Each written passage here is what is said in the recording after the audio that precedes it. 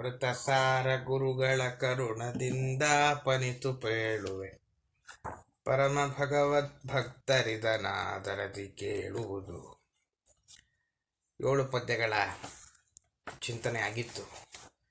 ವಿಭೂತಿ ಸಂಧಿಯಲ್ಲಿ 8ನೇ ಪದ್ಯದ ಚಿಂತನೆ ಆರಂಭ ಆಗಬೇಕು.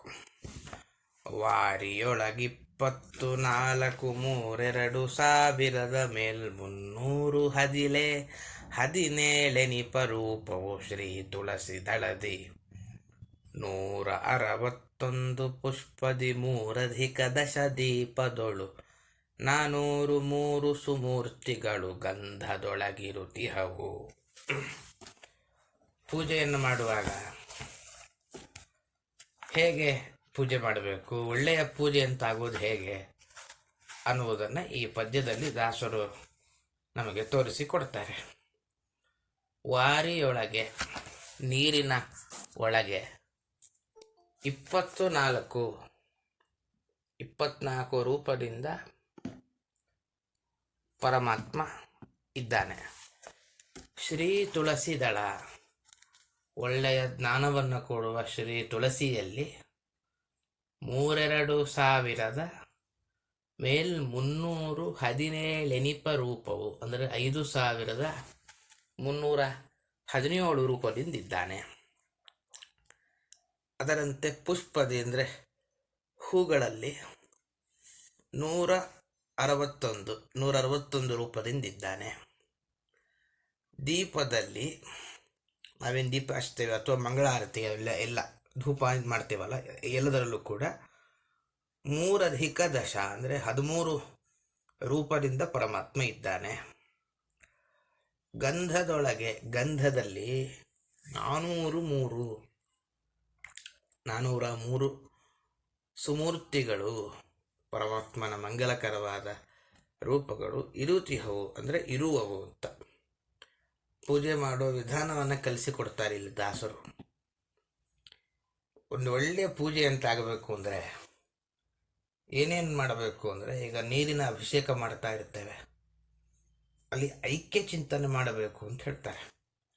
ಐಕ್ಯ ಚಿಂತನೆ ಅಂದರೆ ಇಷ್ಟೇ ಅಭಿಪ್ರಾಯ, ಪ್ರತಿಮೆ ಒಳಗಿರುವ ದೇವರ ರೂಪ ಈ ಪದಾರ್ಥದ ಒಳಗಿನ ದೇವರ ರೂಪ ಒಂದಾಗತ್ತೆ ಅಂತ ಚಿಂತನೆ ಮಾಡೋದಕ್ಕೆ ಐಕ್ಯ ಚಿಂತನೆ ಅಂತ ಕರೀತಾರೆ.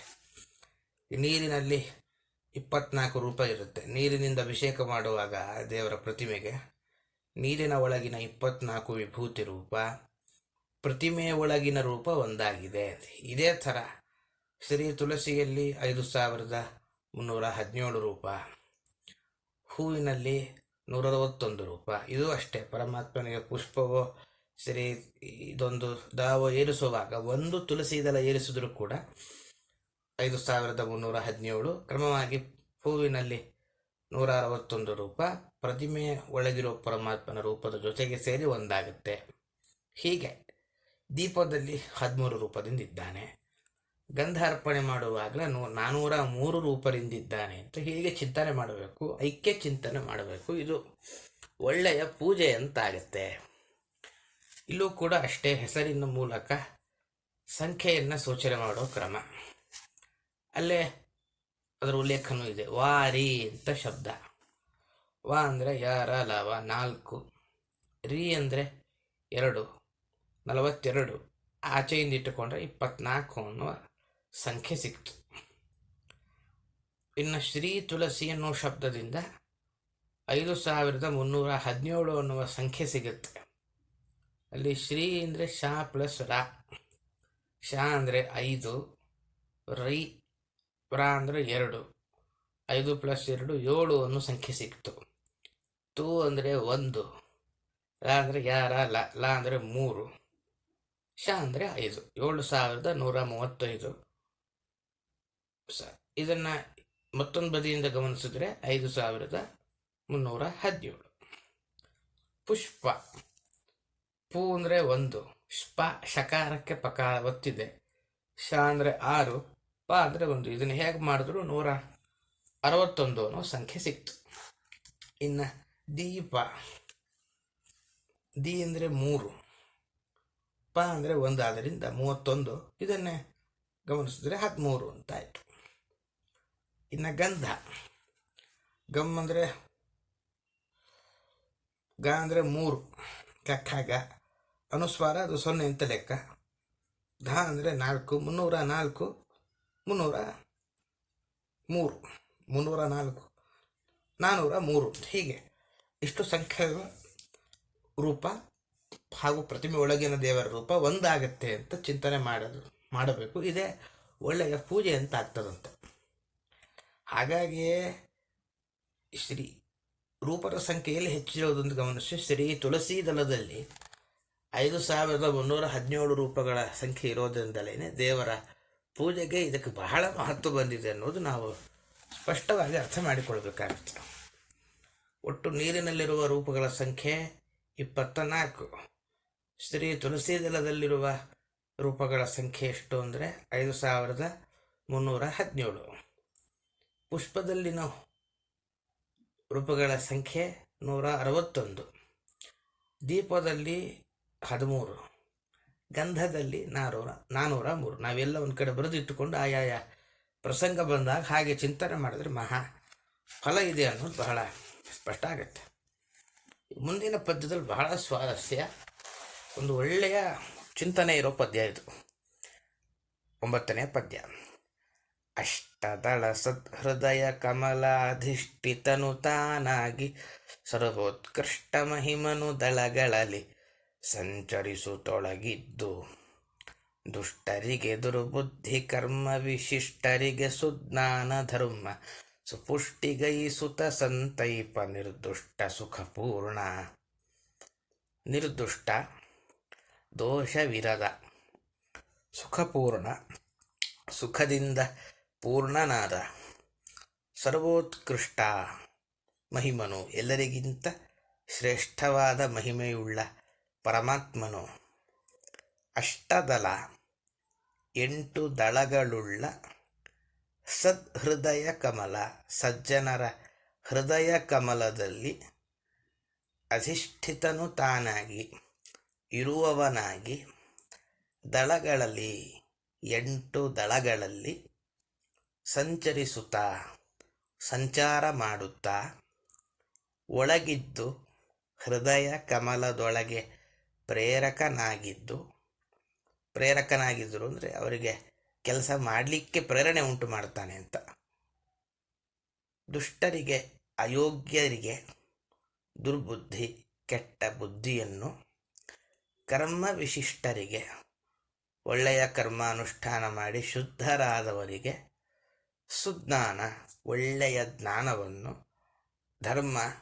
ಧರ್ಮ ಬುದ್ಧಿಯನ್ನು, ಸುಪುಷ್ಟಿಗೈಯುತ ಚೆನ್ನಾಗಿ ಬೆಳೆಸುತ್ತಾ, ಸಂತೈಪ ರಕ್ಷಿಸ್ತಾನೆ. ನಮ್ಮ ಹೃದಯದ ಒಳಗೆ ಒಂದು ಕಮಲ ಇದೆ ಅಂತೆ. ಅದು ಕಣ್ಣಿಗೆ ಕಾಣೋದಿಲ್ಲ. ಯಾವುದೇ ಮಿಷನ್ ಸ್ಕ್ಯಾನ್ ಮಾಡಿದ್ರು ಕಣ್ಣಿಗೆ ಕಾಣದ ಒಂದು ಸಂಗತಿಗಳು ಪ್ರಕೃತಿಯಲ್ಲಿ ಸೂಕ್ಷ್ಮವಾಗಿರುವಂತೆ ದೇಹದ ಒಳಗೂ ನಮ್ಮ ಕಣ್ಣಿಗೆ ಕಾಣದೇ ಇರುವ ಅನೇಕ ಸಂಗತಿಗಳಿದೆ. ಅದು ಹೇಗಿರುತ್ತೆ ಅಂದರೆ ಬೆಳಕಿನ ರೂಪದಲ್ಲಿ ಇರುತ್ತಂತೆ, ಒಂದು ತೇಜೋರೂಪವಾಗಿರುತ್ತದು. ಅದು ಎಲ್ಲೆಲ್ಲಿರುತ್ತೆ, ಹೇಗಿರುತ್ತೆ, ಅದರ ಕೆಲಸ ಏನು, ನಾವು ಒಂದು ಸ್ವಲ್ಪ ಇದು ವಿಚಾರ ಮಾಡಬೇಕು. PDF ನೀವು ಗ್ರೂಪ್ ಗಮನಿಸಿದ್ರೆ ಅಲ್ಲೊಂದು ಫೋಟೋ ಹಾಕಿದ್ದೀನಿ. ಅಲ್ಲಿ 1 ಅಂತ ಪೇಜಲ್ಲಿ ಕೆಳಗಡೆ ಪೂರ್ವಕ್ಕೆ ದಕ್ಷಿಣಕ್ಕೆ ಅಂತೆಲ್ಲ ಒಂದು ಬರೆದಿರೋದಿದೆ. ಅದನ್ನು ಗಮನಿಸ್ತಾ ಹೋದರೆ ಸ್ಪಷ್ಟ ಆಗುತ್ತೆ. ಇದು ಎಲ್ಲೂ ಬಂದಿಲ್ಲ, ಬೇರೆ ಕಡೆ ಬಂದಿರೋದನ್ನು ಸಂಗ್ರಹ ಮಾಡಿದ್ದೀನಿ ಇಲ್ಲಿ. ನಮ್ಮ ಒಟ್ಟು 8 ದಿಕ್ಕಿರುತ್ತೆ. ಹೃದಯದ ಒಳಗೂ ಕೂಡ 8 ದಳದ ಕಮಲ ಇದೆಯಂತೆ. ಕಮಲಕ್ಕೆ 8 ದಳ ಇರುತ್ತೆ. ಒಂದೊಂದು ದಿಕ್ಕಿಗೆ ಒಂದೊಂದು ದಳ ಅಂತ ಲೆಕ್ಕಕ್ಕೆ ಅಷ್ಟದಳ ಕಮಲ ಅಂತ ಕರೀತಾರೆ ಶಾಸ್ತ್ರದಲ್ಲಿ. ಫೋಟೋ ಗಮನಿಸ್ತಾ ಹೋದರೆ ಹೃದಯ ಅಲ್ಲೊಂದು ಪೂರ್ವ, ಆಗ್ನೇಯ ಅಂತೆಲ್ಲ ದಿಕ್ಕನ್ನು ಮಾನಸಿಕವಾಗಿ ಕಲ್ಪನೆ ಮಾಡಿಕೊಳ್ಳೋಣ. ಪೂರ್ವಕ್ಕೆ ಒಂದು ದಳ ಇರುತ್ತೆ. ಅಲ್ಲಿ ಇಂದ್ರದೇವರಿದ್ದಾರೆ. ಈ ಪರಮಾತ್ಮ ಎಲ್ಲ ಕಡೆ ಸಂಚಾರ ಮಾಡ್ತಾ ಇರ್ತಾನಂತೆ. ಉಪೇಂದ್ರ ರೂಪದ ಪರಮಾತ್ಮ ಯಾವಾಗ ಆ ಪೂರ್ವ ದಿಕ್ಕಿನ ದಳದಲ್ಲಿ ಬರ್ತಾನೋ, ಅದೇ ದಾಸರು ಹೇಳಿದ್ದು 8 ದಳದ ಕಮಲದಲ್ಲೂ ಕೂಡ ದಳಗಳಲ್ಲಿ ಸಂಚರಿಸುತ್ತಾ ಅಂತಂದರು. ಸಂಚಾರ ಮಾಡ್ತಿರ್ತಾನೆ. ಸಂಚಾರ ಮಾಡಿ ಪೂರ್ವ ದಿಕ್ಕಿನ ಕಡೆ ಬಂದಾಗ ಒಳ್ಳೆಯ ಪುಣ್ಯಕರ್ಮ ನಮ್ಮಿಂದ ಆಗ್ತದೆ.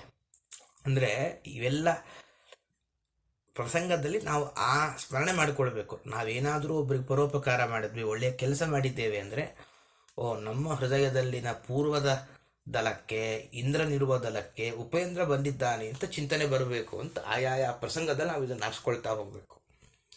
ಇನ್ನು ಆಗ್ನೇಯಕ್ಕೆ ಒಂದು ದಳ ಇದೆ, ಅಲ್ಲಿ ಅಗ್ನಿ ಇದ್ದಾನೆ. ಈ ದಳದಲ್ಲಿ ಪರಶುರಾಮ ದೇವರು ಬಂದಾಗ ನಮಗೆ ಹಸಿವೆ ಬಾಯಾರಿಕೆ ಆಗುತ್ತೆ, ನಮಗೆ ಹೊಟ್ಟೆ ಹಸಿವಾಯಿತು ಅಂತೀವಿ. ಆದರೆ ಒಳಗಡೆ ಇಷ್ಟು ಪ್ರಕ್ರಿಯೆ ಆಗಿರುತ್ತೆ. ಆಗ್ನೇಯ ದಳದಲ್ಲಿ ಏನು ಒಂದು ಕಮಲ ಇದೆ, ಆ ದಳದಲ್ಲಿ ಪರಶುರಾಮ ದೇವರು ಬಂದಿರ್ತಾರೆ, ಆವಾಗ ಹಸಿವೆ ಅಥವಾ ಬಾಯಾರಿಕೆ ಆಗುತ್ತೆ. ದಕ್ಷಿಣ ದಿಕ್ಕಿನಲ್ಲಿ ಒಂದು ದಳ ಇದೆ, ಅಲ್ಲಿ ಯಮ ಇದ್ದಾನೆ. ಅಲ್ಲಿ ರಾಮ ಬಂದಾಗ, ಪರಮಾತ್ಮ 8 ರೂಪ ಇರುತ್ತೆ, ಅಲ್ಲಿ ಅವನ ಆ ರೂಪ ಧರಿಸಿ ಅಲ್ಲಿ ಬಂದಾಗ ಕೋಪ, ಕೂಗಾಟ, ಜಗಳ ಇವೆಲ್ಲ ಆಗುತ್ತೆ. ಹಾಗೆ 4ನೇದು ಅಂದರೆ ನೈಋತ್ಯ, ಅಲ್ಲಿ ಒಂದು ದಳ ಇದೆ. ಅಲ್ಲಿ ಯಾರಿದ್ದಾರೆ ಅಂತಂದರೆ ನಿರುಚಿ ಎಂಬುವ ಇದ್ದಾನೆ. ಅಲ್ಲೇನೆ ಜನಾರ್ದನ ಇದ್ದಾನಂತೆ. ಅವನು ಆ ದಳಕ್ಕೆ ಬಂದಾಗ ಕೆಟ್ಟ ಕಾರ್ಯ ನಮ್ಮಿಂದಾಗುತ್ತೆ. ಅದರಂತೆ ಪಶ್ಚಿಮ ದಿಕ್ಕಿಗೆ ಒಂದು ದಳ ಇದೆ, ಅಲ್ಲಿ ವರುಣ ಇದ್ದಾನೆ. ಅಲ್ಲಿ ಮತ್ಸ್ಯರೂಪಿ ಪರಮಾತ್ಮ ತಾನು ಬಂದಾಗ ಒಳ್ಳೆಯ ಹಾಸ್ಯ ಅವೆಲ್ಲ ನಮ್ಮಿಂದ ಆಗ್ತಾ ಇರುತ್ತೆ. ಇನ್ನು ವಾಯುವ್ಯ ದಿಕ್ಕಿನಲ್ಲಿ ಒಂದು ದಳ ಇದೆ, ಅಲ್ಲಿ ವಾಯುದೇವರಿದ್ದಾರೆ. ಅಲ್ಲಿ ಹಯಗ್ರೀವ ಬಂದಾಗ ಅಲ್ಲಿ ಏನಾಗುತ್ತೆ ಅಂತಂದರೆ, ವಿಶೇಷ ನಾವು ನಿರಂತರ ಪ್ರವಾಸ ಮಾಡ್ತಿರ್ತೀವಿ, ಒಂದು ಕಡೆ ಇರಲ್ಲ, ಯಾತ್ರೆಗೆ ಬೇರೆ ಬೇರೆ ಊರಿಗೆ ಹೋಗಬೇಕು ಅಂತ ಅನಿಸುತ್ತೆ ಅಂದರೆ ಹೀಗಾಗಿರುತ್ತೆ ಅಂತ ಲೆಕ್ಕ. ಉತ್ತರದಲ್ಲಿ ಒಂದು ದಳ ಇರುತ್ತೆ, ಅಲ್ಲಿ ಇಬ್ಬರಿದ್ದಾರೆ, ಒಂದು ಚಂದ್ರ, ಕುಬೇರ. ಅಲ್ಲಿ ಪರಮಾತ್ಮ ಕಪಿಲ ಎಂಬ ಪರಮಾತ್ಮನ ರೂಪ ಬಂದಾಗ ಆ ದಳಕ್ಕೆ ಒಳ್ಳೆಯ ಕಾರ್ಯ ನಮ್ಮಿಂದ ಆಗುತ್ತೆ. ಕೊನೆಯದು ಈಶಾನ್ಯ ದಿಕ್ಕಿನಲ್ಲಿ ಒಂದು ದಳ ಇದೆ, ಅಲ್ಲಿ ರುದ್ರದೇವರಿದ್ದಾರೆ. ಅಲ್ಲಿ ನರಸಿಂಹದೇವ ಬಂದಾಗ ವೈರಾಗ್ಯ ಬಂದು ಎಲ್ಲವೂ ದಾನ ಮಾಡಿಬಿಡೋಣ ಅಂತ ಬುದ್ಧಿ ಬರುತ್ತಂತೆ. ಇಷ್ಟು ಅಂಶವನ್ನು ಗಮನದಲ್ಲಿ ಇಟ್ಕೊಳ್ಬೇಕು. ಇದನ್ನೇ ದಾಸರು ಹೇಳಿದ್ದು, ಅಷ್ಟದಳಗಳಲ್ಲಿ 8 ದಳದ ಹೃದಯದ ಕಮಲದಲ್ಲಿ ಪರಮಾತ್ಮ, ಅವನ ಮಹಿಮೆ ಅದು ಸರ್ವೋತ್ಕೃಷ್ಟ ಅಂತಾರೆ. ಮಹಿಮೆಗೆ ಹೋಲಿಕೊಳ್ಳಲಿಕ್ಕೆ ಸಾಧ್ಯ ಇಲ್ಲ. ಅವನು ಸಂಚಾರ ಮಾಡ್ತಾ ಮಾಡ್ತಾ ದುಷ್ಟರಿಗೆ ಕೆಲವರಿಗೆ ದುರ್ಬುದ್ಧಿ ಕೊಡ್ತಾನೆ. ದುಷ್ಟರು ಅಂತ ಯಾರಿರ್ತಾರೋ ಅವರವರ ಯೋಗ್ಯತೆಗೆ ನೋಡಿಕೊಂಡು ಅವರಿಗೆ ದ್ವೇಷವನ್ನು ಅಥವಾ ಸರಿಯಾದ ಜ್ಞಾನವೇ ಬರೋದಿಲ್ಲ. ಅವರಿಗೆ ದೇವರ ಬಗ್ಗೆ ಯಾವಾಗಲೂ ದ್ವೇಷ ಬರ್ತಾ ಇರುತ್ತೆ, ಸರಿಯಾದ ಜ್ಞಾನವೂ ಬರೋದಿಲ್ಲ. ಹಾಗೆ ಮಾಡಿಬಿಡ್ತಾನೆ. ಇನ್ನು ಸಜ್ಜನರು ಅಂತ ಯಾರಿರ್ತಾರೋ ಅವರಿಗೆ ಒಳ್ಳೆಯ ಜ್ಞಾನ ಮತ್ತು ಧರ್ಮ ಕಾರ್ಯ ಮಾಡುವ ಬುದ್ಧಿಯನ್ನು ಕೊಡ್ತಾನೆ.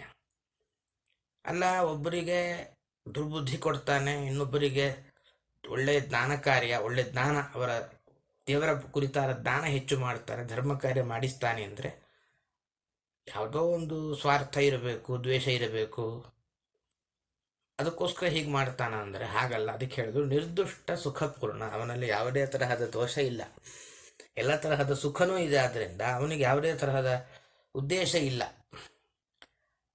ಈ 8 ದಳದ ಕಮಲದಲ್ಲಿ ತಾನಿದ್ದು ಹೀಗೆಲ್ಲ ವ್ಯಾಪಾರ ಮಾಡಿಸ್ತಾ ಇರ್ತಾನೆ ಅಂತ ಪರಮಾತ್ಮನ ಚಿಂತನೆ ಮಾಡಬೇಕು.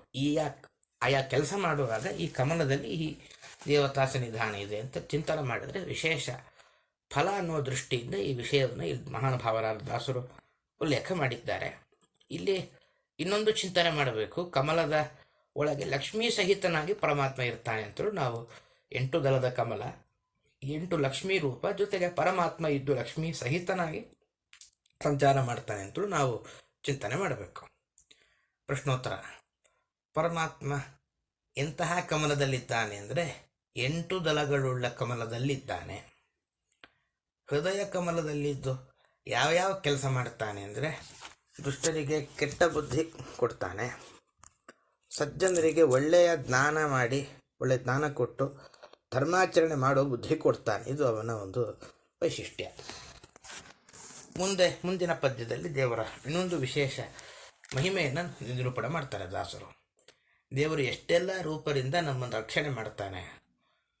10ನೇ ಪದ್ಯ: ವಿತ್ತ ದೇಹಾಗಾರಧಾರ ಪತ್ಯ ಮಿತ್ರಾದಿಗಳೊಳಗೆ ಗುಣಚಿತ್ತ ಬುದ್ಧ್ಯಾದಿಂದ್ರಿಯಗಳು ಜ್ಞಾನ ಕರ್ಮದೊಳು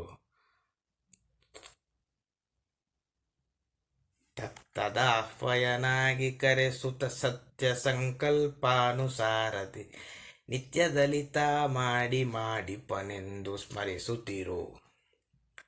ವಿತ್ತ ಅಂದರೆ ದುಡ್ಡು, ಸಂಪತ್ತು, ದೇಹ, ಶರೀರ, ಆಗಾರ, ಮನೆ, ದಾರ, ಹೆಂಡತಿ, ಅಪತ್ಯ, ಮಕ್ಕಳು, ಮಿತ್ರಾದಿಗಳೊಳಗೆ ಅಂದರೆ ಆಪತ್ತು ಬಂತು ಅಂದರೆ ಸಹಾಯ ಮಾಡುವ ಗೆಳೆಯರಲ್ಲಿ, ಹಾಗೆ ಗುಣ ಸತ್ವ ರಜಸ್ತಮೋ ಗುಣಗಳಲ್ಲಿ, ಹಾಗೆ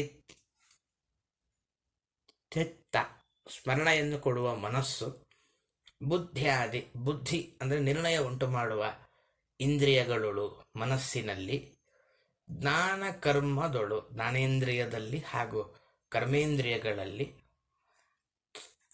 ತತ್ತದಾಹ್ವಯನಾಗಿ ಆ ಪದಾರ್ಥದಲ್ಲಿ ಆ ಹೆಸರಿನಿಂದ ಇದ್ದು ಕರೆಸುತ್ತಾ ಆ ಹೆಸರಿನಿಂದ ತಾನು ಕರೆಸಿಕೊಳ್ಳುತ್ತಾ ಸತ್ಯ ಸಂಕಲ್ಪ ಅನುಸಾರದಿ ತನ್ನ ಬಯಕೆಗೆ ಅನುಗುಣವಾಗಿ ಇಚ್ಛೆಗನುಗುಣವಾಗಿ ನಿತ್ಯದಲ್ಲಿ ಯಾವಾಗಲೂ ತಾ ಅಂದರೆ ತಾನು ಮಾಡಿ ಅನೇಕ ಕೆಲಸವನ್ನು ಮಾಡಿಪನೆಂದು ಜೀವರ ಯೋಗ್ಯತೆಗೆ ಅನುಗುಣವಾಗಿ ಮಾಡಿಸುತ್ತಾನೆ ಎಂದು ನಿತ್ಯದಲ್ಲಿ ಪ್ರತಿದಿನವೂ ಸ್ಮರಿಸುತ್ತಿರು ಅಂದರೆ ನೀನು ಸ್ಮರಣೆ ಮಾಡು ಅಂತಾರೆ ದಾಸರು.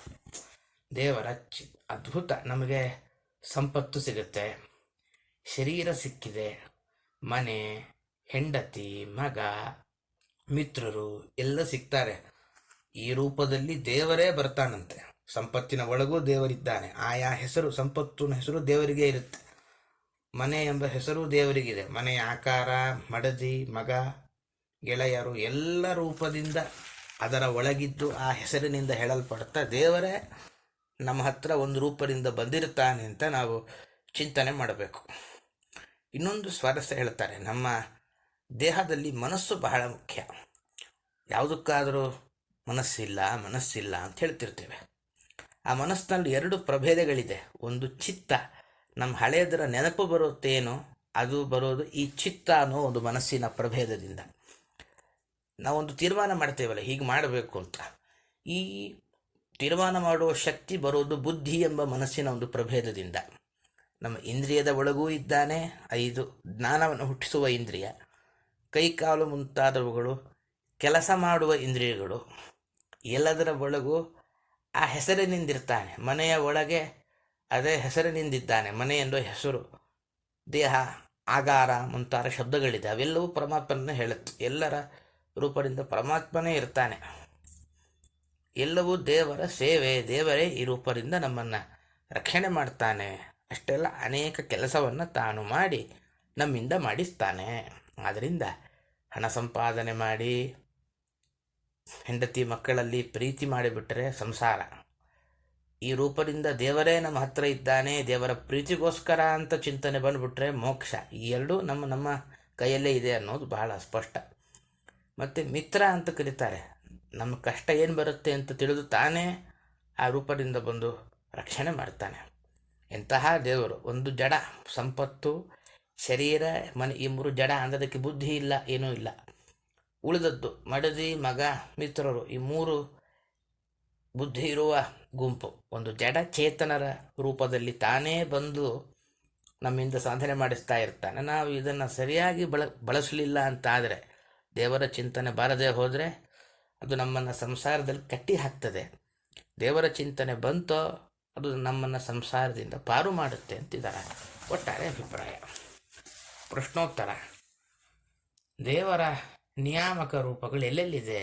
ಸಂಪತ್ತು, ಮಕ್ಕಳು, ಸ್ನೇಹಿತರು, ಸಂಬಂಧಿಗಳು, ಸತ್ವ ರಜಸ್ತಮೋ ಗುಣದಲ್ಲಿ, ಹಾಗೆ ವಿಷಯವನ್ನು ಗ್ರಹಿಸುವ ಅಂದರೆ ನಮಗೆಲ್ಲ ಜ್ಞಾನ ಉಂಟು ಮಾಡುವ ಇಂದ್ರಿಯದಲ್ಲಿ ಪರಮಾತ್ಮನ ರೂಪಗಳಿದೆ. ಏನೇನು ಹೆಸರು ಅವನು ಎಲ್ಲೆಲ್ಲಿ ಇರ್ತಾನೋ ಅದೇ ಹೆಸರು ದೇವರಿಗೆ ಹೇಳಬೇಕು. ದೇವರು ಜೀವರಿಂದ ಕರ್ಮ ಹೇಗೆ ಮಾಡಿಸ್ತಾನೆ ಅಂದರೆ ತಾನು ಮಾಡಿ ಅವರಿಂದ ಮಾಡಿಸ್ತಾನೆ. ಹಾಗಾದರೆ ದೇವರನ್ನು ನಾವು ಹೇಗೆ ಅಂತ ಸ್ಮರಣೆ ಮಾಡಬೇಕು, ಏನು ಅಂತ ಸ್ಮರಣೆ ಮಾಡಬೇಕು ಅಂತ ಕೇಳಿದರೆ, ಎಲ್ಲ ಇಂದ್ರಿಯದಲ್ಲಿ ಇದ್ದು ನಮ್ಮ ಯೋಗ್ಯತೆಗೆ ಕರ್ಮಕ್ಕನುಸಾರವಾಗಿ ನಮಗದರ ಆಸಕ್ತಿ ಉಂಟು ಮಾಡಿ ಸುಖ ದುಃಖವನ್ನು ಕೊಡುವ ನಮ್ಮ ಸ್ವಾಮಿ, ನಾವು ಅವನ ದಾಸರು ಅಂತ ನಿರಂತರ ಅವನ ಸ್ಮರಣೆ ಮಾಡಬೇಕು, ಮಾಡ್ತಾ ಇರಬೇಕು ಅಂತಿಷ್ಟು ಈ ಪದ್ಯಕ್ಕೆ ಸಂಬಂಧಪಟ್ಟ ಅಭಿಪ್ರಾಯ. ಇಲ್ಲಿಗೆ ಈ ಪದ್ಯ ಪೂರ್ಣ ಆಗಿದೆ. ಇಂದಿನ ಪಾಠವು ಮುಗಿದಿದೆ. ಏನಾದರೂ ಪ್ರಶ್ನೆಗಳಿದ್ರೆ ಕೇಳಲಿಕ್ಕೆ ಅವಕಾಶ ಇದೆ. ಶ್ರೀಕೃಷ್ಣ ಅರ್ಪಣಮಸ್ತು.